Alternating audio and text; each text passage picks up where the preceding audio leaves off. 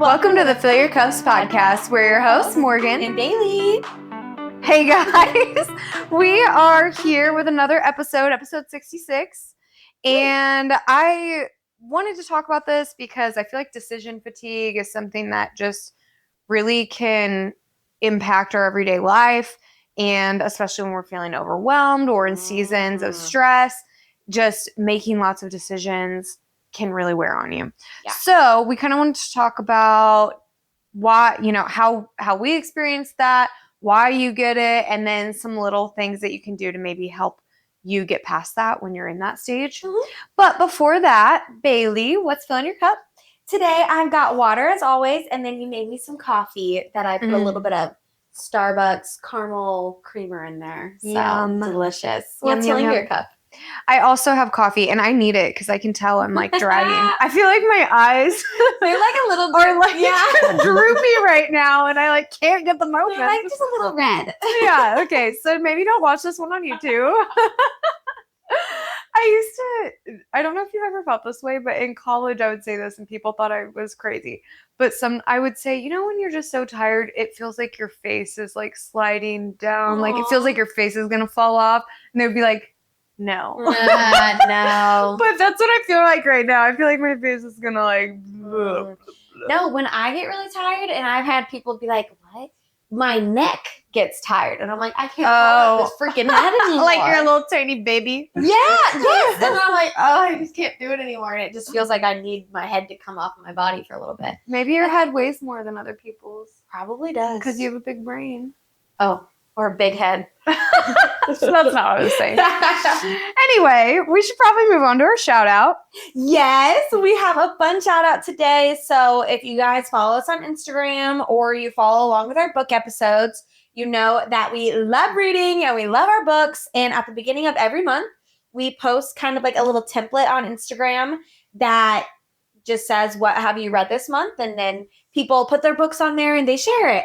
And one that always shares their books and is a good friend of ours and in our book club is our friend Adriana. I guess I should open up her Instagram handle. I think it's adri.zaragoza. Zaragoza is her last name. Correct. But yeah, she has been getting into reading, joined book club, and has been sharing her book templates. But go look at our Instagram story at Fill Your Cups Podcast if you want the book template. But we always post if like your goal is to read one book a month, there's one where you can just put the book of the month. Mm-hmm. Then there's one with 2 shelves usually that you can do, if you read 2, 3, 4-ish books a month. And then I always say that the third template is for the girl whose Goodreads goal is her part-time job. Yes. Because you can stack lots of books. Yeah, it's like into 4 shelves and you can put at least like 5 books on each shelf. Yeah. So it really just depends on the month, how avid of a reader you are that month. But we like to, because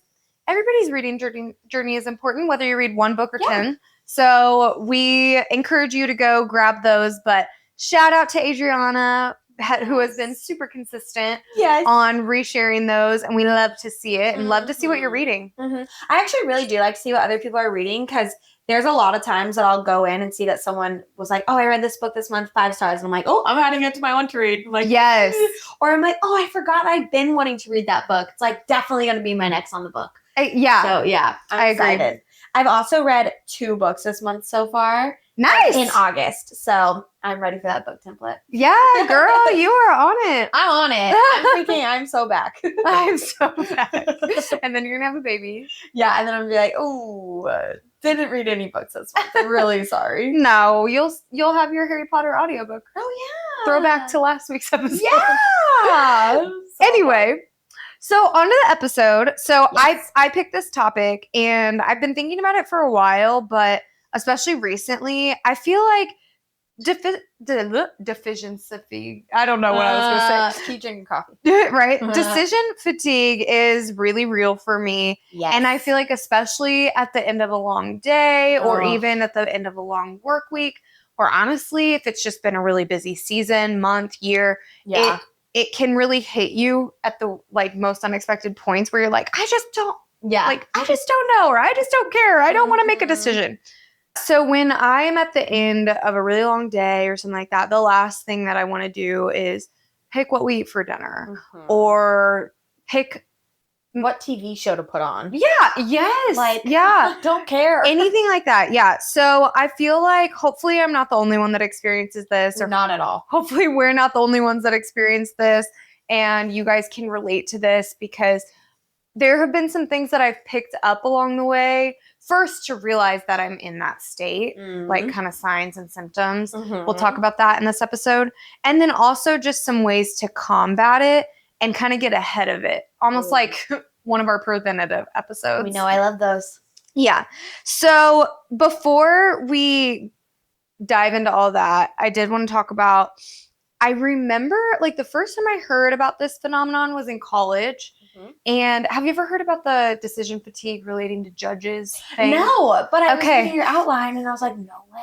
Okay, yeah. So it's actually really crazy. I can't remember what class it was, but I have a minor in psychology. So it was probably in some kind of cool. I forget about that. Thanks. But yeah, so it was probably in some sort of psychology course, but they were talking about this concept of decision fatigue, and part of what the study showed support for decision fatigue, like the idea of it, by looking at judges and looking at their rulings, specifically throughout the day and based on time of day. And so judges who, like, if you have like an 8 a.m. case, trial or whatever, they're fresh, they're thinking clearly, they have all the bandwidth to make whatever decision. Yeah. Assuming they're not like me and they've already had their coffee. But they're doing well. So they typically will make really sound decisions. And not that they're not making sound decisions later, but it's just shown that later in the day, judges will make harsher decisions. It's crazy. So if your trial is at 5 p.m., you're already at a higher likelihood of not getting like acquitted or something, even if you deserve to, and even if you would have gotten acquitted at like 8 a.m. Oh, that's terrible. Isn't that crazy? That's and crazy. Here's the reason. So the person that's the accused, or what's that called in a trial? The defendant? Yeah, that sounds right. Yeah. I think it is. Good job. So if you're the defendant in the case and your trial's later, a lot of the time judges have a harder time making a decision in the afternoon, evening, because they've been making decisions all day. They're tired. Their brain is fatigued.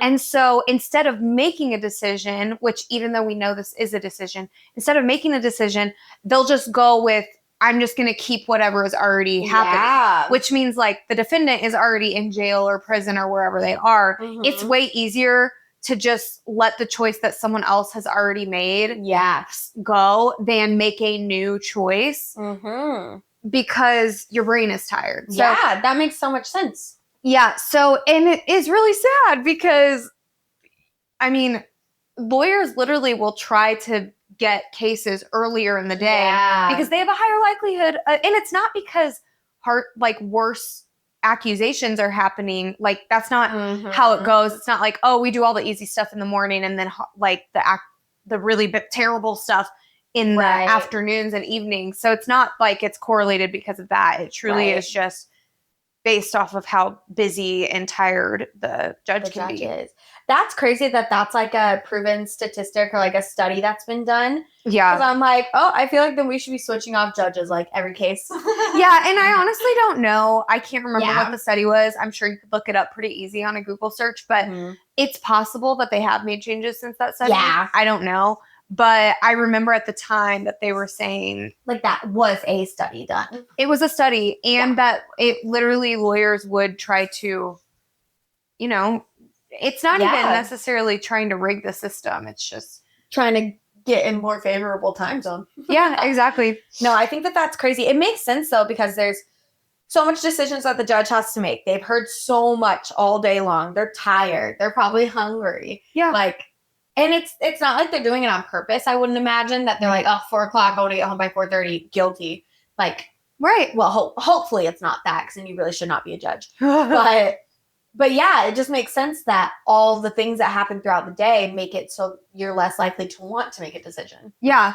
And I'm not a judge, but I totally relate to that. Like we make Yeah. thousands of decisions a day, like micro decisions, and Mhm. it makes it really, really hard at the end of the day I to hate making decisions. Yeah, me too. Sorry, I totally cut you off. No, I'm with you. I hate it. I totally hate it. And I think that part of it too, not that we have it worse or anything, like, oh, we have it so much worse than people before, Mhm. but I also think that the amount of stimulation we get from our phones too. Mhm. For instance, I think that we are the most advertised to generation. Oh, we've got to be. Well, so far, Yeah. because we see ads and sponsors and everywhere. Yeah. In every piece of media that we consume. It's not just commercial. You know what? Maybe it's switched over, because I was going to say our parents probably saw more commercials than we did. Probably, but even whenever you're watching Netflix, you still get ads unless you pay that's true. for a That's higher true. one, or you still watch videos on YouTube, you still get them. TikTok, you still get them. Yes, yeah. Like, we still it just get has them. moved platforms, I feel like. Yeah. And on Instagram, I see ads on there all the time. Yeah. I like hardly see, I feel like, people that I actually know anymore on the feed. Mhm. Oh, I only see them on the stories now. Mhm. But yeah. Anyway, so I feel like this is really, hopefully really relatable, because we all are attacked with a million decisions a day, Yeah. and it can get to be a lot. So I wanted to talk a little bit about like why we get decision fatigue, what the signs and symptoms are, and then tips for combating it. Yeah. I'm Okay. excited. Cool. So we did just talk a little bit about why we get it. So one of them being technology gives us so many choices in any given day. That is really difficult. Another one that I want to talk about, I don't know if you get this as much or not, but well, maybe you do. I don't know. Mhm. But something that holds me back a lot when making decisions is kind of perfectionism, or the pressure to decide right. Yeah. So specifically especially when other people are involved, if it's like, oh, where should we go to lunch? Yes. I'm like, oh my God, there's hundreds of places that we could go. Yeah. But should I take into consideration that this person doesn't eat gluten, and this person doesn't like Mexican food, and this, so it makes it really hard. Yes. And then all of a sudden, I'm spending way more mental effort on Yes. one decision than really is needed. Mm-hmm. So I don't know. I feel like making the right decision is something that can make decision fatigue pop up more. Oh, absolutely. When it's just me by myself, I feel like I have an easier time making decisions, because it's like, well, that's what I want to do. But Yeah. then when other people are involved, it's always like, who is this going to please everybody? Is like, who's not going to like my decision? And then it just really stresses me out. I'm like, I can't do it. Somebody else decide. Like, I don't want to. Yeah. Even when it's just me and Mason. Yeah. Like, I'll be like, Mason, you have to pick. I don't know. Yeah. I also think another reason we get it is when we've really neglected our own like self-care. At least for me, I think that I'm a lot less clear-headed on what I want or what needs to happen when I haven't been taking care of myself, or have kind of been avoiding that. Yeah. So I feel like that's another reason we do. Mm-hmm. I completely agree with you that self-care and the making the right decisions and the like pressure and things like that can really get to you. So here's the signs. So whenever you kind of notice that that's what's happening, the signs and symptoms of decision fatigue are going to be procrastination or avoidance. So saying like, I'll just do it later, and just keep pushing it off. Yeah. Like, it's funny because you always know, pushing it off, in the back of your mind that it's a bad idea, but you do it anyway because you don't want to make the decision right now. Yeah. And you just don't want to have to do it. And now that I'm thinking about it, I feel like this also goes back to the judge metaphor. So honestly, sometimes I think they're just pushing off, like extending the decision to the next person. Yeah. Because in a lot of the time in cases, they'll just extend it 30 days. Yeah, exactly. Yeah. So yeah, I do feel like that is definitely a sign. That one's a really, really big one of mine. And whenever we talk about like ways for combating it, I will bring that back up. Another one is increased impulsiveness. So online shopping, ordering takeout, being like, oh, let's just stop for ice cream now because I want it. Like things like that, the impulsiveness of the decisions where it really doesn't involve much decision making and you're just saying, let's just do it. That's a big sign. I think especially when it's out of character, because when I was Mhm. thinking about this, I was like, it's very rare for me to be like, let's just stop for ice cream. I'm not a big ice cream person. Like, Yeah. I don't know. And you're usually thinking pretty clearly. You're like, we have these things at home, and Yeah, exactly. Yeah. But I feel like more recently, lately, I've been being like, let's stop for fast food or stop for ice Mhm. cream or things like that. yeah, I'm like, okay, this is actually, I probably just need to chill and kind of sort some things in my brain. yeah. But it's so much easier because it's available immediately. You don't have to decide. You're like, Mhm. oh, we're already driving past it on our way home. Let's just do it. Yeah. Yeah, I think that that is a sign of stress, and that is Mhm. another symptom slash sign of decision fatigue is going to be stress, burnout, irritability, kind of Yeah. however that shows in your life the most, and like whatever emotions come up whenever you are feeling that overwhelmedness or that inability to kind of make that next decision. Yeah. For me, yeah, it's like the stress, and then I think that pairs with the impulsiveness. Yeah. I can always tell when I'm like, man, I just want to go take out my card and just spend $100 on nothing that I Yeah. need. It's because I'm like, it's a distraction. it's a distraction. It's easier. You feel better, even though it's not actually doing anything. Yeah. Yeah. And then the last one I had was the constant scroll, the doom scroll. You know, if you're finding yourself, I'm finding see, when we do episodes like this, a lot of the time it's because this is what we're experiencing and we need to get on top of it. Yeah. But I've been experiencing this a lot more. I'm not a big phone screen time person. Yeah. I don't doom scroll very often, and I have been lately. Like Yeah. I'm finding myself, especially right after work, I'm finding myself sitting on the couch and being like, okay, I'm just gonna give myself 30 minutes to just scroll through Instagram or Facebook or whatever it is, watch videos, and that's not. It's truly just because I'm like numbing my brain. But then you don't want to do anything else, and you don't want to have to figure out what to do next. Yeah, but it's counterintuitive because I'm just stimulating it more when really what I need is to de-stimulate it. But. Yes. I actually think it was in last week's episode, at some point you had made a small comment of like, yeah, I was laying in bed doom scrolling, or like I was laying on the couch doom scrolling, and I was like, that's so weird for you. Yeah. Like, I don't feel like you're a doom scroller at all. Yeah. Another one that just came to my mind is, you know, whenever you sit in front of Netflix or Hulu or whatever it is, you're like, what do I want to watch? And then you spend 30 minutes looking through movies, and then you end up just going to bed instead. Or just moving on. Like, you never end up watching anything because you just can't decide. Probably a sign that you have some decision fatigue. Oh my God, yes. I think that's probably why I rewatch the same shows over and over and over and over and over. It's easier. Yeah. Gilmore Girls and Friends. I always know those are going to make me happy, and I know right where to find them. Yeah. Other things, I'm like, I don't know. You have to pay so much attention. Like, do we have enough time to watch an episode about this? Are we going to be interested enough to watch this? It's like, like, it's so stupid that picking a show or picking a movie to watch still comes with 5 other decisions. Yeah. But we have so many choices. That's the problem. Yeah. There are so many choices for media. Yes, there are. And it makes the bigger choices, but like the fact that we're making so many choices on those small fronts make the bigger choices seem even more daunting. But we do have some tips for combating decision fatigue. So the first tip is limiting choices up front. So we're going to give a couple examples of this. But have you ever heard this idea of decide once? I don't think so. I heard it on a podcast one time, and it was kind of like, okay, think of some times when you feel like you regularly have a hard time picking something, or you're stressed or whatever, and just decide once for all of those times until it doesn't work for you anymore, of course. But for example, so often the airport can be stressful for people. Traveling is stressful for people.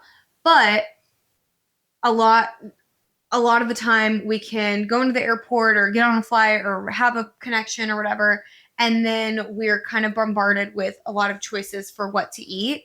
And all of us, and we're hungry because we've been traveling all day. Yep. And so this person's, I can't remember who it was, but on the podcast they were saying like, so instead of leaving it up to your stressed, tired, hungry self to decide what to eat, why don't you just decide once that this is your airport food? Yes. And like she gave the example of some sort of rice bowl. So it could be like Chipotle, or it could be a Qdoba, or it could be whatever. Just like, you look and, oh, they've got rice bowls and that's where I'm going. Or it could be tacos. Like, okay, you look, tacos, that's where I'm going. And it makes it just a little bit easier so that in that moment, like, you already have that thought that, like, I'm not looking at this, I'm not looking at that, I'm not looking at this, I'm going here. And it just kind of relieves that burden for your brain, I guess. Yeah. And then the other example she gave was, so I don't know about you, but when I go into a place like Home Goods or TJ Maxx or something like that,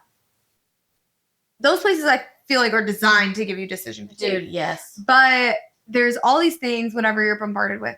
So then you're walking around, whatever, and maybe the example is that you decide at your house. Now, I'm not a good example of this because I don't do this, but like if a coffee mug is not white, black, or pink or something like that, you're not getting it. Yeah. So you decide that in your house beforehand, and then anytime you enter a store like TJ Maxx or Home Goods or Target or wherever, and you see a mug and you're like, oh, it's so cute, should I get it? Or wait, should I get this one? It's like, okay, it's not white, black, or pink.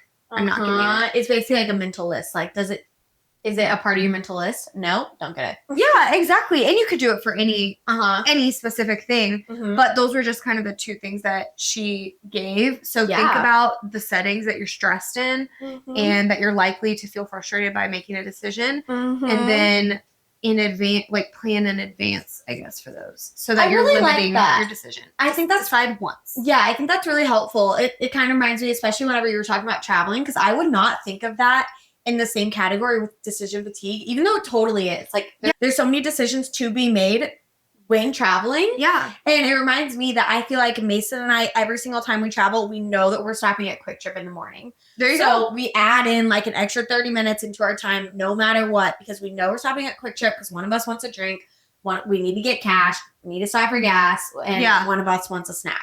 Like something like that. And I'm like, wow, I didn't even realize that was us being like, okay, this is what we do every single time. So that way, when we get to the airport, we don't have to say, where do you want to eat? I don't know. Where do you want to eat? Do we have time to eat? Like, and instead of in the morning, every time that you travel, having the conversation of, oh, do you want to stop at Quick Trip? Yeah. No, we just do. Yes, it's just a given. We will stop at Quick Trip in the morning. It's always funny. I feel like whenever you're taking us to the airport a couple times, we're like, oh, yeah, by the way, can we stop at Quick Trip? We're going to need it because it's kind of built into our plans. So. Yeah, which is totally fine with me. One time I was like, dude, I do not think we have time for that, but it's their flight. I'm going to do what we they said, want. hey, we built it in, girl. We got 15 minutes. Okay. But yeah, that's one example. That's a good idea. Another example of limiting your choices up front is to have a capsule wardrobe. I actually love this idea because why is it so hard to pick an outfit? Yeah. And why is that what takes me 30 minutes every single morning? What makes me late every single morning? Yeah. I don't know why. So like having a capsule wardrobe of just a few t-shirts that you know you wear, just a few dresses that you know you wear, like just these easy options. And I actually kind of love doing a capsule wardrobe with like the basics. I feel like you kind of have a capsule wardrobe. I think I do for the most part. You have some like statement things, but you have a lot of basics that can pair with anything. I agree. Maybe I think I've done a really good job at putting together like capsule stuff and just making sure I have like these basics. But it has been harder as I'm getting more and more pregnant. Yeah. So like nothing fits. Like this t-shirt. Great capsule t-shirt. Basically a sports bra when I wear it when I'm pregnant. But when I'm not pregnant anymore, it's gonna be so cute.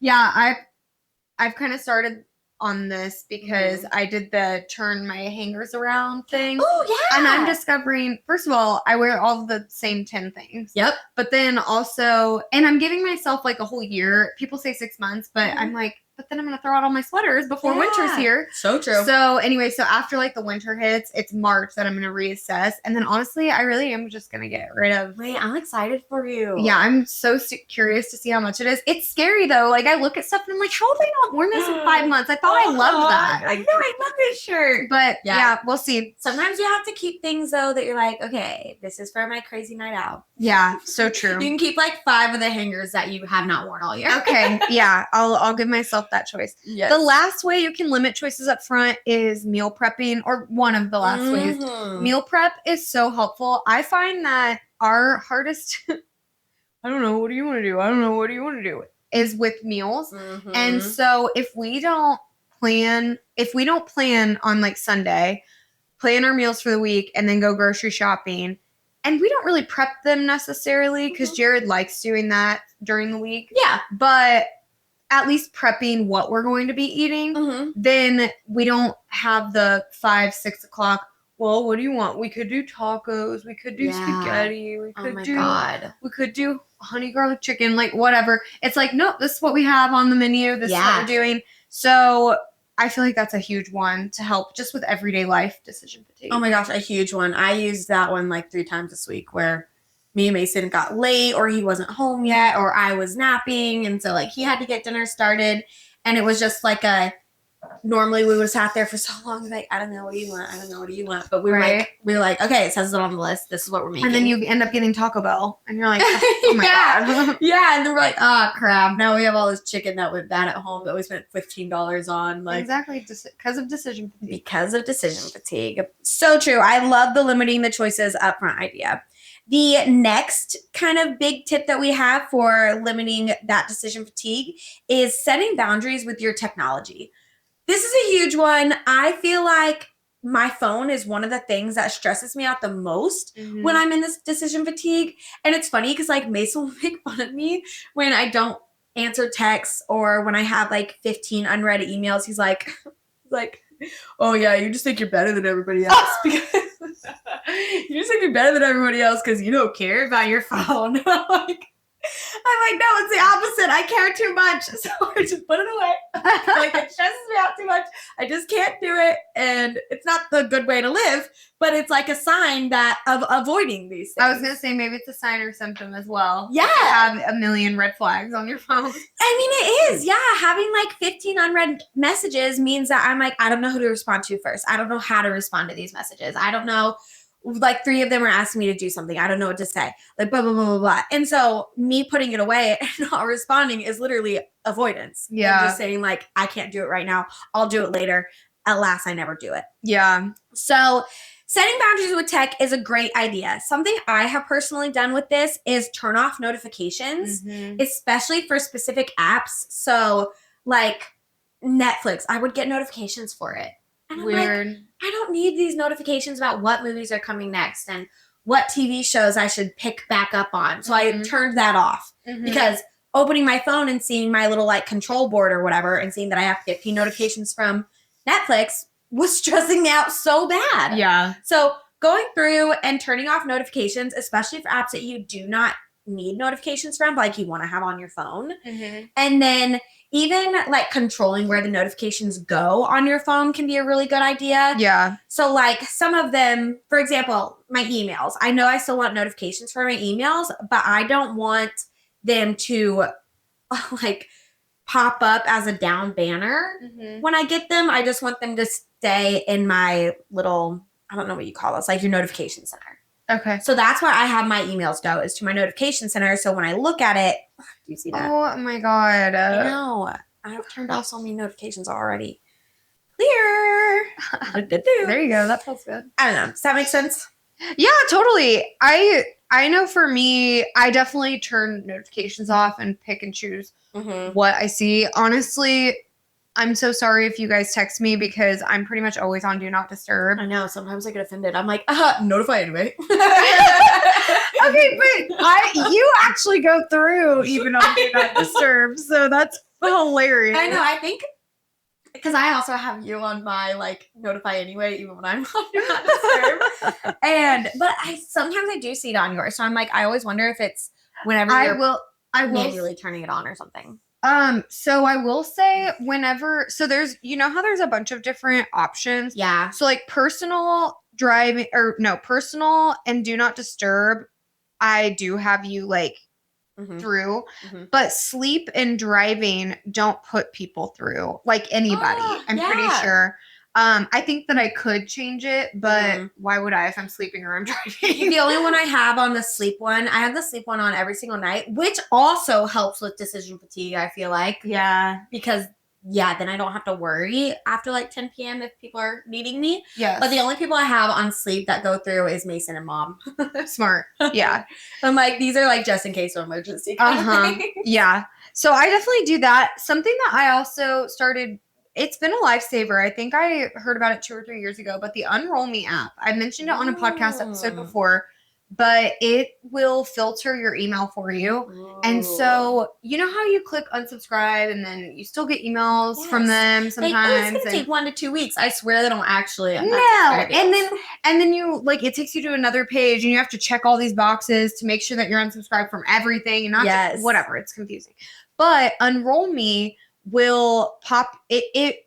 You go into that app and it will populate anything that you are subscribed to. It's amazing. Mm-hmm. And you can click unsubscribe or you can put it in your roll up, which you get a roll up every day and it shows you like the things that you miss, but you get them all at once. So basically all those subscriptions, things that maybe you do want to see at some point or you want to have the opportunity to see, you don't just want it to automatically like delete it for you. Yeah. Those you can put in your roll up. Honestly, I don't really use that much. I have a couple things in my roll up, but otherwise I just go through unsubscribe, and it actually will unsubscribe you and delete I don't know if it deletes them or archives them or where it puts them, but it takes them out of your inbox.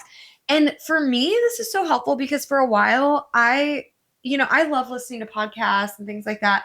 And I was and still am subscribed to quite a few like health influencer newsletters.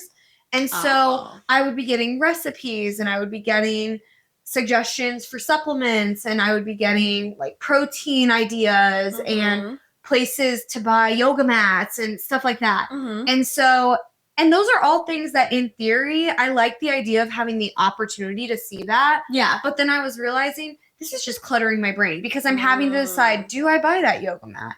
Should I make this recipe or this recipe? Should I and it was just, is that supplement better than the one that I'm taking?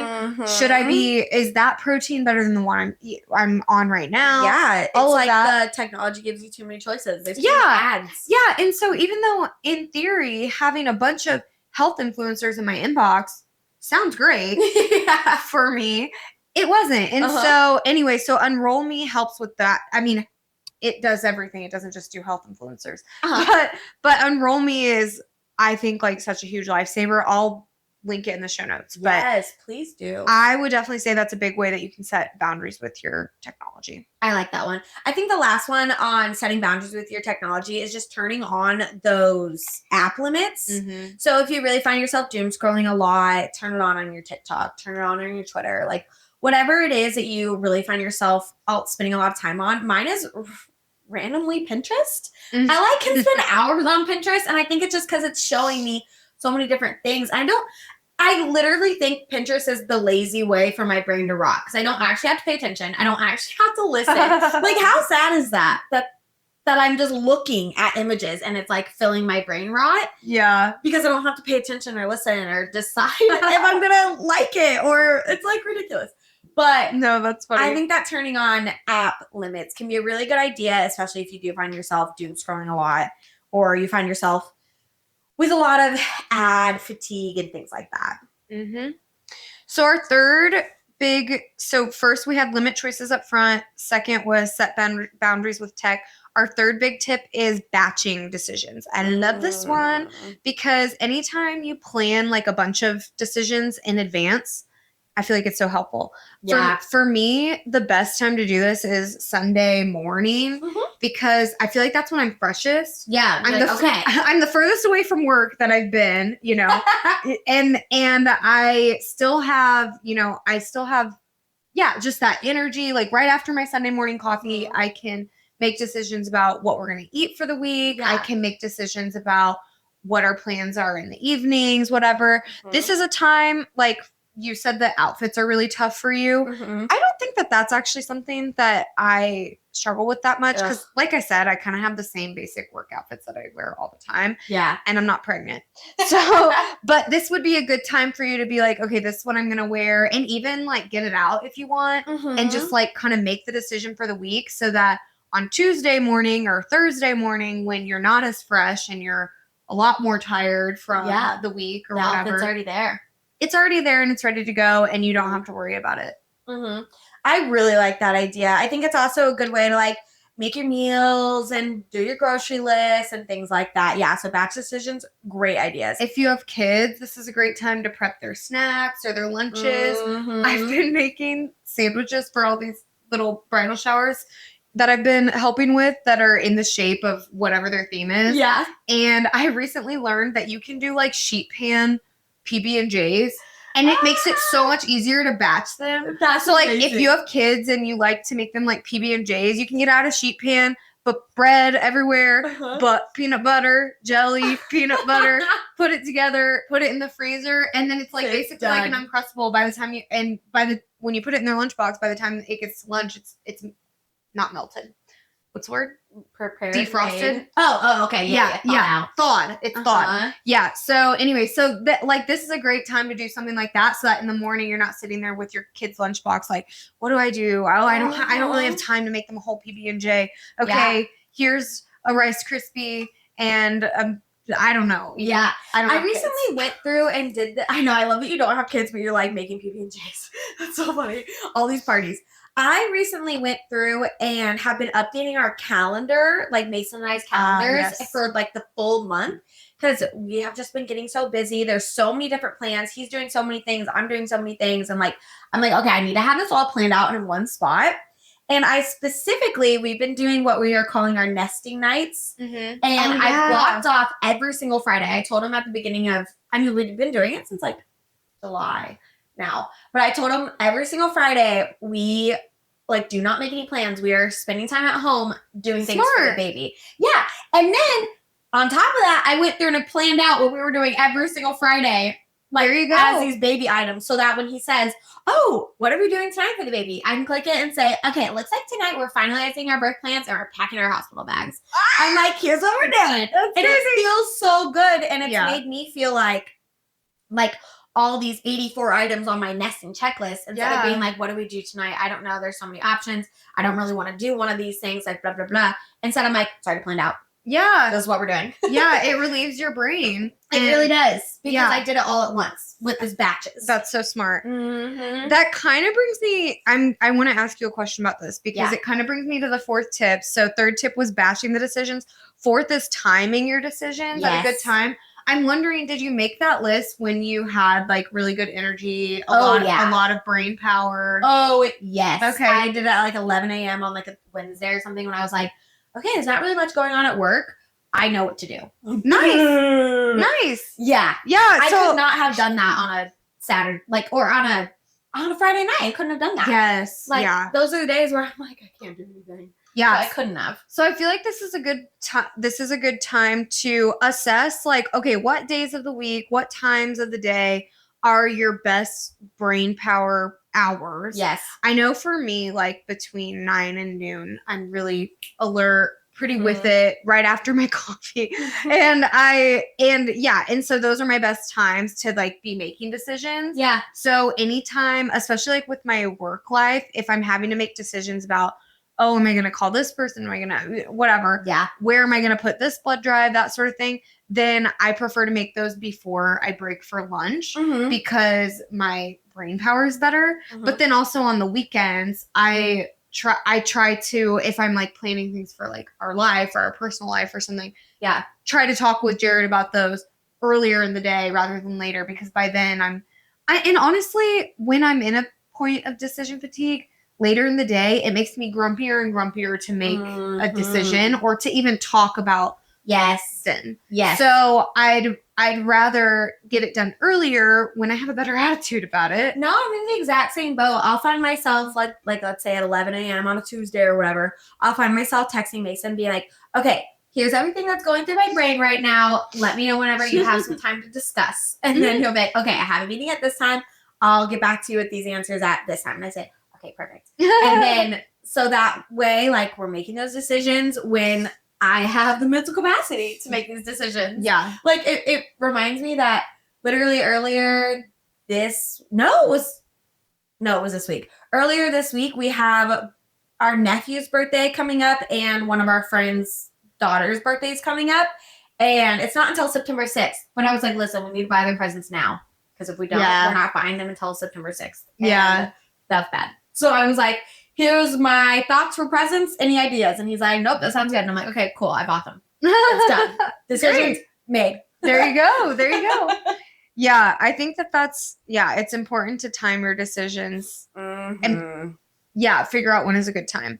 yes. So, fifth and final suggestion for when you're combating decision fatigue, I called this like the power of pause, but just like when you remove something temporarily, it doesn't have to be forever, but to make space for something else. So, the example that I gave here, I was thinking about myself, but like this weekend, I'm like, I decided not to drink alcohol because I just feel like I have so much to do, and I just feel like it would inhibit my ability to get those things done, even though in theory it sounds like, oh, it'll be a stress reliever or whatever. Yeah. I feel like in theory or in reality, it's just gonna like kind of push things off. Yes. But I also think like if it doesn't have to be alcohol, but like this is a good example in my life. Like if you are spending all your weekends, like you're working through the week to get to the weekend to have fun and whatever, but you really want a new job, let's say, like maybe it would benefit you to just take the weekend off from drinking or even like happy hours with friends or whatever it is. Yeah. Just pause on that. It's just a pause. It's not a quit.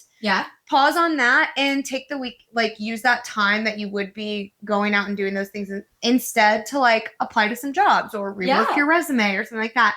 And if you do that for 3 or 4 weeks, more than likely, like you're going to be making some progress. Yeah, right? Absolutely. On by having those weekends open and making some efforts toward that, Yeah. So that's one example. And then another pause example that you could use is like, okay, pause, don't make plans for Fridays. Like remove the option of making plans on Friday nights and do a nesting night. Like I didn't realize that was an example until just now. Oh, but I feel like there is a lot of power in like removing something so that you can fill it with something else just for the time being. Yeah. I completely agree. I like the idea of like pausing to take time for yourself because it reminds me of like on Sundays, if the house is not clean and the laundry is still needing to be done, I just know it's going to sit there throughout like the actual week when I don't have the time or the ability to do that. So sometimes there will be days where Mason's like, oh, do you want to do this on a Sunday? And I'm like, I'm going to be honest, like I really don't want to make any plans because I just need to get this stuff done. Yes. So I'm like, if I don't get this stuff done today, it's going to really affect me. Yeah. And I'm not going to feel good about it. So I'll just tell them sometimes, like, I'm going to be honest, you can do whatever you want to do today, but don't include me in those plans because I'm not doing it. It causes stress. For me, I don't know if this feeling is something you can relate to, but it kind of wells up inside of me and it feels like it's building up and then it's like above my head and I'm like, and I've been feeling like that. Well, since we got back from Charleston, we've had just a lot of, I've been doing a really good job of leaving my weekends open, but we've had a lot of plans that are unavoidable on the weekends, like showers and birthdays and things like that. And so I haven't had my normal like few hours to myself to just get the house in order and like do some chores, and even like grocery shopping has been happening on Mondays instead of Sundays and things like that. And so it's kind of been this thing where I'm like looking around and I'm like, you see the dog hair and then you see the laundry and then you see the dishes and then you see the empty fridge and it just all kind of like starts to stack, and then I start to feel like, oh, I can't breathe, like it's stressing me out, and it makes me get to a point where I don't even know where to start, and that is decision fatigue. 100% decision fatigue. So I feel like just eliminating something so that you can fill it with something else that's gonna like fill your cup and make you feel a little bit less like you're drowning. Yes, is gonna help with decision fatigue a ton. I completely agree. I think that decision fatigue is gonna pop up all the time. Like you said earlier, I liked whenever you said there's so many micro decisions to be made throughout the day. Like legitimately so much. You're picking a TV show. Do you have enough time to watch it? Are you going to be interested enough? Does your partner want to watch it? Is it clean enough for your kids to watch? Like those are all such micro decisions that you have to decide when making the big decision of what TV show are you going to watch. Yeah. Like it's silly, but it is true. So there's so many micro decisions that you do have to make every single day that decision fatigue is kind of like unavoidable, but these are tips of how to counteract it or how to notice when it's coming up so you can plan better for yourself. That's why I have been planning these months in advance of being like, we need to do this. Like I said, okay, Esme and Beckett's birthday parties are on the 6th. So on the 22nd of August, we need to be ordering the presents because if we let it go any longer, we're not going to make these decisions. Yeah. So it's kind of unavoidable because there are millions of decisions to be made, as we've talked about. But I just think that these are really good tips and tricks of how to prepare yourself and what to do when you find yourself in these situations. Definitely. And I will, just because I know we're wrapping up, but just because you said something that jogged something in my brain, but the power of pause thing, something else that you can do if you do have kids, you just brought up like Esme and Beckett, so it reminded me of that. But something you can do if you have kids is, I don't know, I think sometimes parents feel so much pressure to do all these things and like have their kids in all these activities and take them on play dates and take them places and whatever. But something that's really valuable for them to learn is that it is okay to sit and stop and not be going. And so maybe there's a season that you have to say, like, pause something with your kids even where you're like, you get one sport. We're not doing soccer and basketball and volleyball. Like, we're not doing all these things.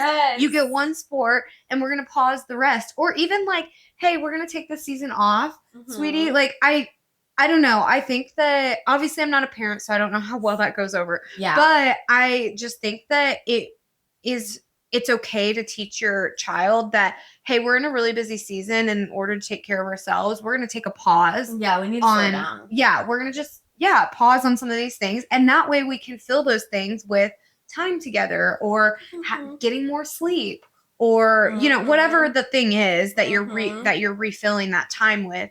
I think that it would help. I mean, it helps teach them too, and it helps you because you're not running yourself ragged. Yeah, and you probably become such a better parent. You're slowing down again and being like, hold on, we're kind of drowning. Right. Let's not just get our head above water, but like, let's get out of the water. Yeah, and maybe you're not blowing up at your kid as much, whenever you have to make a decision finally. I don't know. This is all theoretical, but I could see it. Yeah, I could see it. Who knows? Maybe in 5 years I'll be like, Morgan, that was terrible advice. You can't do that, but sure. But right now it sounds good. Yeah, y'all can let me know now if you have kids and you're like, she's crazy. But anyway, so those are our top 5 tips. Hopefully they help. Hopefully pressing play on this episode wasn't a hard decision for you. No, all you had to do was press play. Yeah, exactly. One little decision. Yeah. But I think that is everything. Yeah, I think so too. Make sure you guys share this with whoever needs to benefit from it. So you're sharing it with your husband and saying, hey, we need to start doing this. Or you're sharing it with your best friend and you're like, oh my God, do you ever feel like this too? Like, how can we help each other? Whoever you're sharing it with, first of all, thank you for sharing it. Second of all, I hope it helps. Yes. All right. Well, we will see you next week. See you next week. Cheers.